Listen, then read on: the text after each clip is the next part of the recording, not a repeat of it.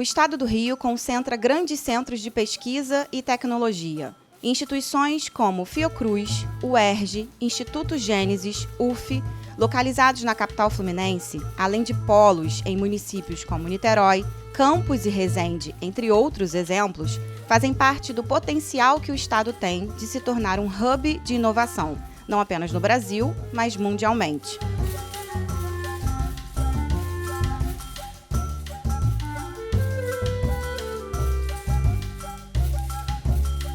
Em abril de 2023, o Rio de Janeiro foi sede de um dos maiores eventos de tecnologia do mundo e que antes acontecia exclusivamente na Europa, o Web Summit. Essa experiência e oportunidade para a cidade, que é vitrine do Brasil, só reforça essas vocações. A realização do Web Summit no Rio de Janeiro é um divisor de águas. Eu acho que ele vai ser um evento que vai ser olhado daqui a alguns anos como um divisor de águas, porque ele tem uma relevância muito grande no que diz respeito a marcar o Rio de Janeiro como uma possível capital de inovação reconhecida internacionalmente. Apesar disso, especialistas apontam 3 importantes desafios do setor: a cultura da inovação, a articulação entre diferentes atores e o estímulo à inovação, tanto na iniciativa privada quanto na pública. O desafio que nós temos é um desafio cultural do ponto de vista de como é que as relações cresceram, frutificaram e consolidaram dentro do ecossistema carioca e fluminense. A maneira que a sociedade carioca e, por consequência, a fluminense foram consolidadas ao longo da sua história tem um berço e um componente código genético muito forte que vem da corte. Dessas relações que as cortes, aí você pega qualquer geografia a nível mundial, toda a relação nobre de corte é uma relação muito que favorece o individualismo, o peer-to-peer, pessoa para pessoa, e menos o coletivismo, o colaborativismo, né? E isso é o que acaba dando a essência de você conseguir ter uma atuação coletiva. Ainda de acordo com a ACESPRO, apesar do Estado do Rio ocupar uma posição relativamente positiva nos rankings e indicadores de inovação e empreendedorismo, estamos atrás de estados como Rio Grande do Sul, Santa Catarina, Paraná e Pernambuco, que apresentam um crescimento maior no setor. Na realidade, o Rio de Janeiro precisa se movimentar e rapidamente, sob pena de ficar para trás em relação a esses estados, sem considerar, enfim, São Paulo, que está num nível diferenciado em relação aos outros, né? Se a gente olhar indicadores que são produzidos por esses índices, de inovação, né, que são produzidos, a gente, na verdade, vê que o Rio de Janeiro ele tem uma espécie de um potencial que não está sendo realizado, ou seja, como se fosse uma capacidade ociosa. A gente tem uma capacidade muito importante em algumas áreas, mas os resultados que deveriam sair naturalmente, né, dessa nossa força e da nossa capacidade instalada, às vezes não acontecem. O que talvez possa ser o nosso principal obstáculo atual é a falta de articulação, tá? A falta de articulação entre governos, empresas, academia, e tanto é que nesses índices de inovação tem um indicador que chama cooperação, né, que mostra o número de parques tecnológicos, incubadoras, aceleradores de um vídeo, tem um resultado ruim, porque ele fica, no mais recente, na 8ª posição. O Índice de Inovação Global, que acontece todo ano e mede o nível de inovação de cada país, revelou recentemente que os 10 países mais inovadores em todo o mundo são aqueles que têm as maiores universidades, quantidades de artigos publicados e patentes depositadas. O último índice saiu em 2022, a gente está em 2021, deve estar saindo em 2022 já. A gente estava em 58º, né? Num ranking de 120 países, metade para baixo, né? Quase que metade para baixo. Então, o que a gente tem? A gente é o 17º país, 16º país que mais publica artigo no mundo. Então, a gente está na frente de países mais inovadores que a gente. Mas quem é que deposita as patentes no Brasil? As universidades, e não as empresas. Então, quando as universidades depositam patentes, essas patentes não estão no mercado, não estão gerando inovação. Então, o Brasil é o 58º país mais inovador do mundo e o 4º país dentro da América Latina. Então, a gente está atrás da Costa Rica, por exemplo. Então, não faz o menor sentido um país como o Brasil, que tem políticas públicas de fomento à educação, de fomento à inovação, legislações robustas, não representar, a gente não vê uma representação de inovação nesse sentido.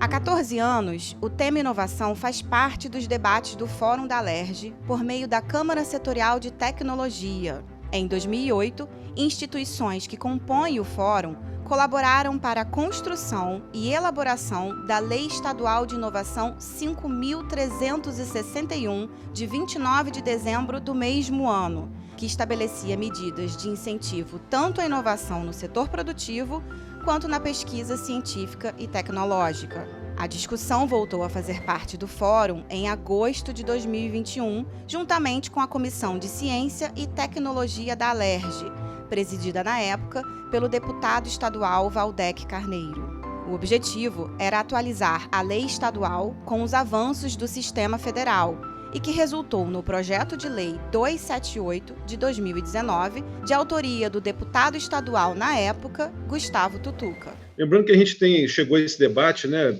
por conta da necessidade da gente atualizar a legislação que nós temos no Estado, que cuida de ciência, tecnologia e inovação, que a gente estava muito atrasado, né? A gente estava, depois das alterações da legislação federal, a gente ficou muito atrasado, e esse debate vem de muito tempo. Desde quando, como você falou, eu fui secretário de Ciência e Tecnologia. Eu fiz 10 pontos aqui, eu acho que a gente tem que ter atenção, vou tentar ser rápido. Primeiro, introduzir o conceito da simplificação do procedimento para a gestão dos projetos de ciência, tecnologia e inovação. Isso é importante, né, com o objetivo final de desonerar o pesquisador de tarefas administrativas. Insere o conceito de capital intelectual, que é muito importante também, o que possibilita a aplicação do know-how institucional em concentração de serviços técnicos especializados do setor, podendo a FAPERJ, por exemplo, prestar serviços remunerados nesse sentido. Também inova com o conceito de bônus tecnológico. Tá? Altera o artigo 3º da Lei 5361 de 2008. Então, muito do texto aqui ele altera essa lei, né? Então, altera o artigo 3º, que estimula a construção de ambientes especializados e cooperativos de inovação, para preconizar o apoio na constituição de estratégias de desenvolvimento de projetos de cooperação, que pode gerar produtos, processos e serviços inovadores, além da transferência e difusão tecnológica. O 4º ponto, incluindo os artigos 3º, A, B e C, para possibilitar a FAPERJ a integrar a governança da entidade gestora de parques tecnológicos, assegurando a distinção entre a instituição de fomento e a instituição gestora e executora do projeto, como também atrair empresas estrangeiras. O próximo ponto, o artigo 4º, trata das ICTs, nas instituições científicas e tecnológicas públicas, a flexibilização e modernização dos contratos e instrumentos jurídicos para regularizar a propriedade intelectual a serem celebrados entre as instituições científicas, tecnológicas e inovadoras, as ICTs, e o setor produtivo, de forma a se adequar ao modelo de negócio praticado no mercado de inovação. Inova ao possibilitar que mais de uma empresa pode ser a criadora da tecnologia desenvolvida e disciplina as obrigações para a transferência de tecnologia para a licença. Altera também o artigo 5º e permite que a FAPERJ participe de forma minoritária no capital de empresa privada de propósito específico e permite ao poder público condicionar sua participação societária com aporte atrelado à previsão de licença da propriedade intelectual para atender o interesse público. Um próximo ponto, faculta a FAPERJ e a ICT prestar serviço técnico especializado, permite o servidor receber bolsa sem caracterizar vínculo e adequação dos recursos do FATEC, do Fundo de Desenvolvimento Tecnológico, na medida em que a lei vigente dispõe que as atividades de fomento da FAPERJ em empresa desenvolvedora de inovação serão com recursos do fundo preferencialmente. Diante desse cenário, em 2022, o PL foi aprovado, atual Sistema Estadual de Ciência, Tecnologia e Inovação, organizado em regime de colaboração entre entes públicos e privados, atual Lei 9.809, de 2022. Alguns dos principais pontos destacados foram a criação de um Conselho Estadual e da Estratégia Estadual de Ciência e Tecnologia. O projeto, o substitutivo presente, assinado pelos deputados Valdec Carneiro e Gustavo Tutuca, ele propõe a criação do Sistema de Ciência, Tecnologia e Inovação do Estado do Rio de Janeiro. E nós precisamos, de fato, que isso funcione de uma forma engrenada, uma forma concatenada como um sistema que venha repensar a ciência, a tecnologia no Estado do Rio de Janeiro. A segunda questão que eu acho muito importante é que ela estabelece um prazo de 12 meses a partir da aprovação do projeto para que o Estado crie a Estratégia Estadual de Ciência, Tecnologia e Inovação, ou seja, um processo de debate com todos os atores de todo o Estado do Rio de Janeiro, coordenado pela Secretaria Estadual de Ciência, Tecnologia e Inovação, né, com um prazo para que isso seja feito e depois aprovado pelo Conselho Estadual de Ciência, Tecnologia e Inovação, né, e pelo Executivo, tendo uma estratégia estadual de 5 anos com revisão após 5 anos dessa estratégia. A capacidade de inovação de uma economia, ela depende de atores como os que foram citados aqui. O Rio de Janeiro é riquíssimo, né, em universidades, instituições de pesquisa, empresas também, mas ele depende fundamentalmente dos vínculos que esses atores possam estabelecer. E é disso que trata a Lei de Inovação. Ela não cria nenhuma nova instituição de pesquisa, ela não cria uma nova universidade, mas ela facilita os vínculos entre os órgãos de Estado, as instituições de ciência e tecnologia e as empresas. E é disso que nós precisamos, né? Que o foco desse projeto, entrando mais no foco do substitutivo, ele está muito voltado especificamente para a questão da inovação tecnológica e mais o lado empresarial. Então, eu acho que esse é um ponto importante. E em nenhum momento eu vou fazer nenhuma colocação em contrário a isso. Eu acho que, inclusive, vou defender pontos que avancem nessa participação do setor empresarial. Mas não é só. A gente está discutindo um sistema estadual de ciência, tecnologia e inovação. Não é um sistema estadual de inovação. Então, isso é bom que fique claro, né? Porque senão a gente inverte a questão. Aquilo que o Mick dizia, a gente coloca um ponto que é central, mas na frente, bota o carro na frente dos bois. E o Estado do Rio de Janeiro tem um potencial enorme na área de ciência e tecnologia, né? Eu acho que tem uma distorção no geral do projeto, que a gente não vê quando a gente compara com projetos similares de outros países, que a gente fala muito de inovação na China, por exemplo, né? Se você pega os documentos chineses, você tem uma presença também forte da ciência, da educação. Outra palavra que não está presente aí, muito cara a você, Valdec, a questão da educação está muito pouco colocada. E como é que a gente faz ciência, tecnologia e inovação sem educação? E saúde, Reinaldo, que o Rio de Janeiro tem um potencial imenso, né? Tem a Fiocruz, tem inúmeras outras instituições, e saúde está hoje, a pandemia mostrou isso, profundamente imbricada com o sistema de ciência, tecnologia e inovação.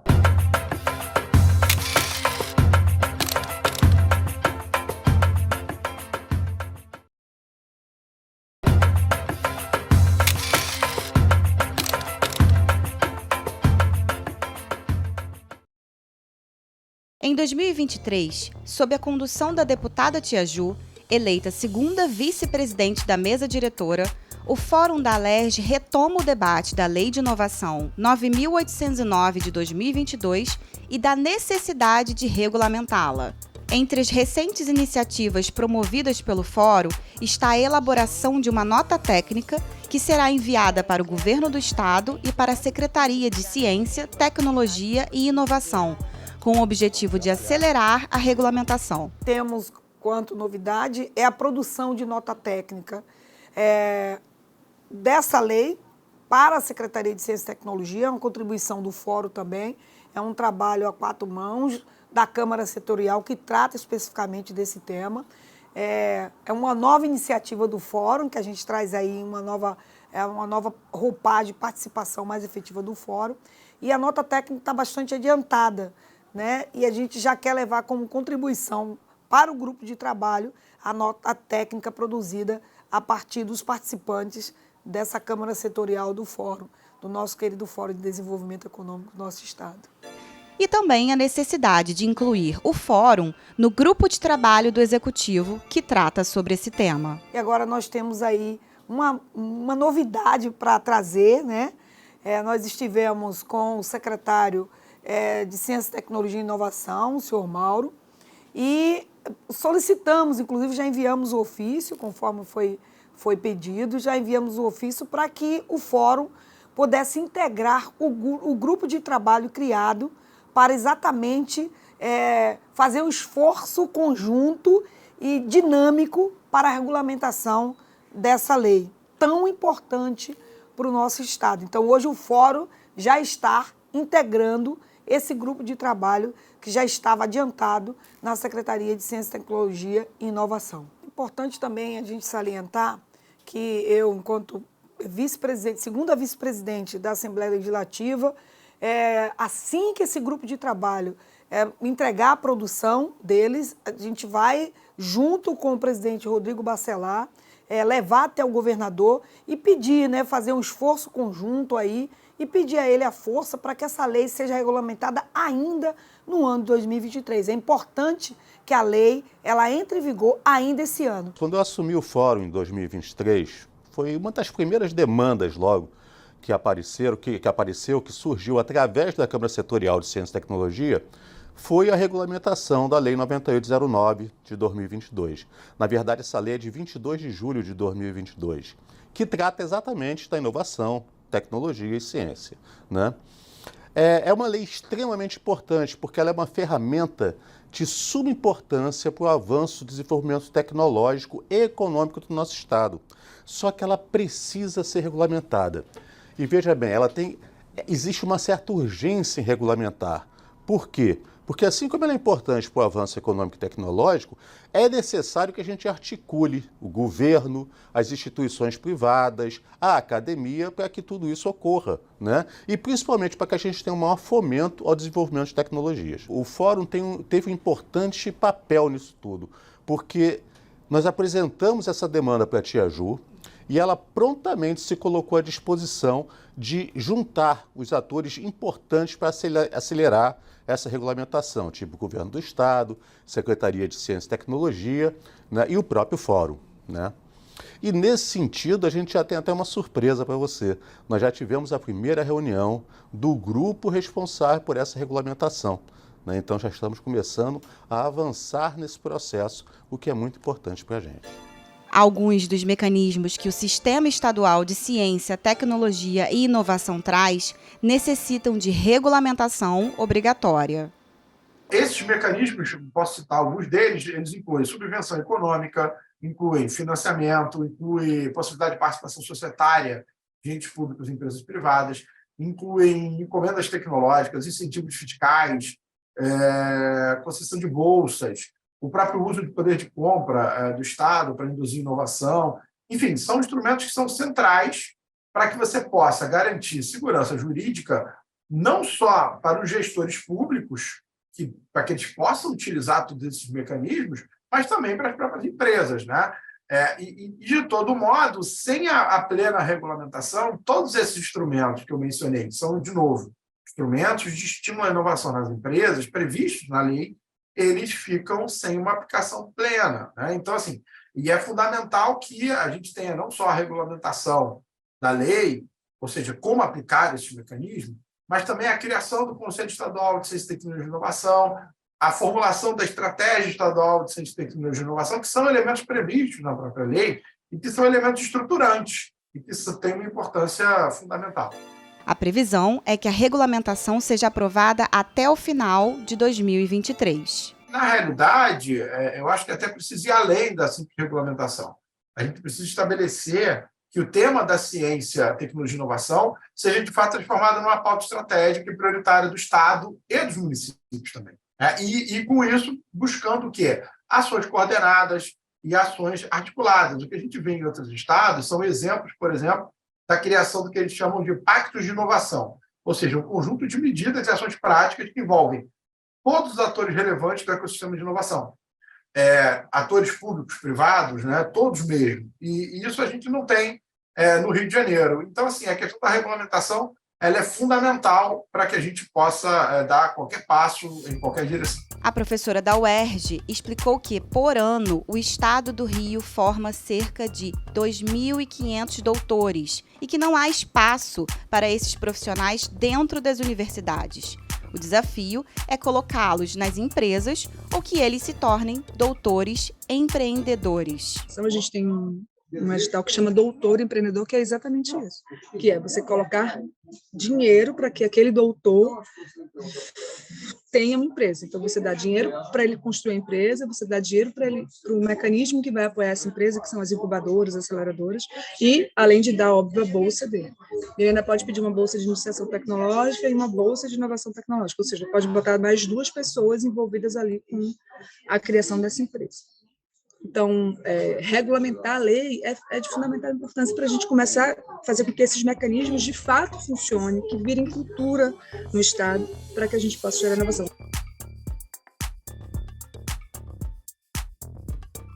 Nós estamos perdendo para nós mesmos. Esse é o título do meu editorial, demonstrando o quão importante é a gente rapidamente regulamentar a lei de inovação, rapidamente estabelecer um conselho estadual, rapidamente, com muito critério, estabelecer um conselho estadual que tenha realmente a transversalidade que precisa ter, né? Mas que essa transversalidade venha também revestida de competência. Não pode ser simplesmente critério político. Tem que ser aquilo que... Porque no final do dia nós estamos num mundo muito mais veloz, independente se é político, se é privado, se é qualquer coisa. O mundo virou digital e acelerou tudo. Covid virou coronâmetro, tsunami que bateu e varreu. Então, a gente não pode se dar ao luxo mais de perder tempo. A Comissão de Ciência e Tecnologia da Casa também vem se articulando com diferentes atores para acelerar a regulamentação da lei. Está fazendo audiências públicas, nós fizemos audiências públicas para falar, por exemplo, para entender o que está acontecendo. Então, já tem audiências públicas marcadas com instituições para a gente falar sobre o prosseguimento do conhecimento técnico e tecnológico no Estado, que é muito importante também para isso, para compreender como é que está a rede FITech e outros sistemas que integram, né, esses sistemas de conhecimento, sistema estadual, esse complexo, né, de conhecimento, ciência, tecnologia e inovação do Estado. Então, através de audiências públicas, ouvindo atores que protagonizam, que são importantíssimos nessa conexão, como reitores de universidades, reitores de institutos de pesquisa, presidentes de comissões de institutos que fomentam pesquisa também. Então, tudo isso é importante para a gente ver como é que a gente pode atuar. A deputada também citou exemplos de como a ciência e a tecnologia podem ser usados em diferentes campos. Muita gente coloca a ciência como algo distante, né? Universidade, pesquisa, ou só faz uma associação até tem que fazer, né? Com vacina, com remédio, mas não é só isso. Né? Quando a gente está falando de ciência, nós estamos aqui, eu estou sendo filmada, a gente está falando de saneamento básico, a gente está falando de lazer, a gente está falando de conectividade, a gente está falando de uma série de coisas para o bem-estar da população. Vou dar um exemplo. A aplicação, por exemplo, do Marco Legal num município que deu muito certo aqui no estado, que é Maricá.